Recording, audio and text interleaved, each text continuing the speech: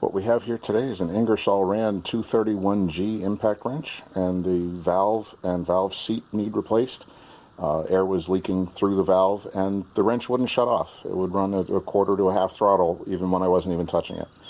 So I tore it apart and found that the valve itself was worn and the valve seat just was in terrible condition. So I'm replacing both of those. Could not find a video, so decided to make one. Unfortunately, I'm already halfway through the job, so I'll have to catch you up a little bit here. The trigger comes out. There's a little retainer on one of the bolts. That retainer fits up inside the trigger there, and those are together in the front here with the retainer up inside there. So remove that bolt and remove the retainer and the trigger together. On the end here, get back in frame, sorry. This plate is sitting over the muffler with the inlet, and where you're going to have trouble is getting this loose.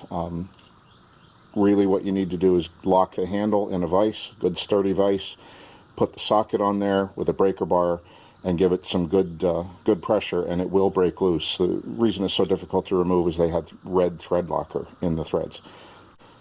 But put a socket on that, put a breaker bar on that, give it some good pressure, it will come loose. Take both of those off, and now you can see down inside where the valve and the inlet go. I'm sorry, the valve and the valve seat. The spring sits in there right behind the plate, get that out of the way. The valve and the valve seat, this is torn up because of how I had to get it out. The valve sits inside, it'll just fall out, no problem there. Removing the valve seat, it's actually pressed into position. I used a small hook like this, forced it down in between the valve seat and the side of the tool, got in behind it and pulled it out. Took several attempts and, clearly tore it all up in the process. But this seat is getting a little crunchy, and it was damaged here on the business side, so that's what we had to do. So now to reassemble it, I have the new parts over here. The new seat is part number 131303.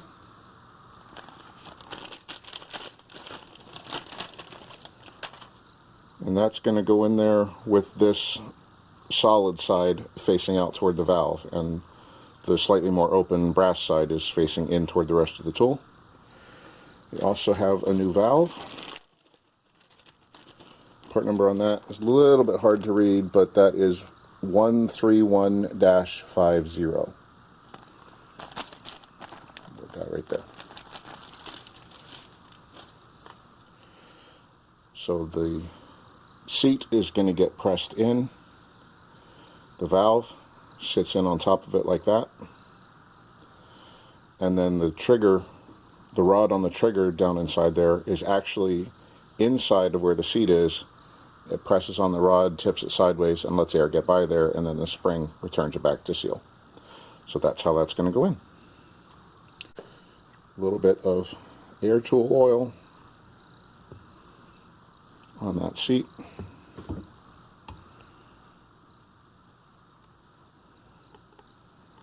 Press it in there. And now that is all the way to the bottom. I'm going to drop that valve in on top of it. And that is all the way to the bottom. The spring sits on top of the valve.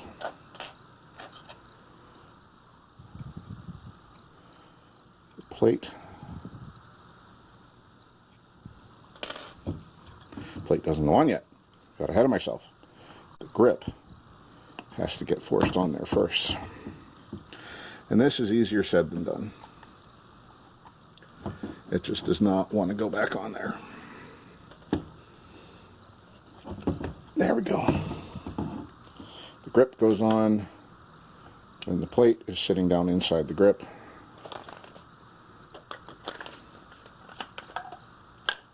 I'm going to use blue thread locker instead of red. because it'll still do the job but won't be as difficult to remove down the road if I need to do this again someday. And that threads in on top of the spring.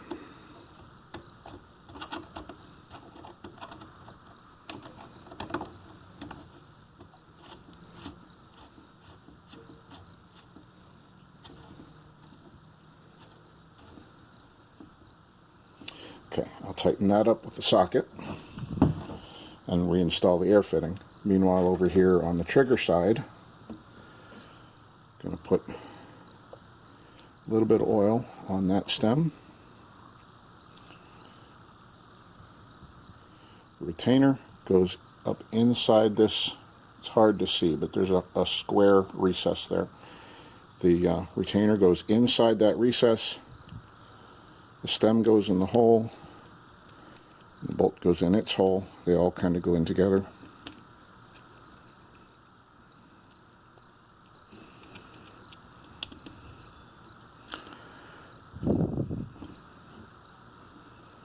Like that.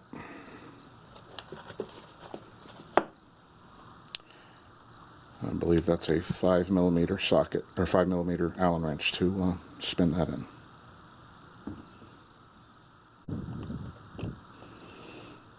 Well, it's not going back together, so I got to figure that out. Stand by. So, silly mistake. I dropped the seal in there and pressed it down, but I did not press it down far enough. It is not all the way to the bottom. So, I don't know if I can just press it in by hand. Yep, there it goes. That went in almost another inch, and I'm out of frame, sorry. So it is significantly further down in there now. It was sitting about there, and it went in to there. So, I think that is bottomed out now. Drop the valve in. That went all the way down. Drop the spring in on top of the valve, and now the spring is sitting well down inside the threads there. Plate. And little blue thread locker again.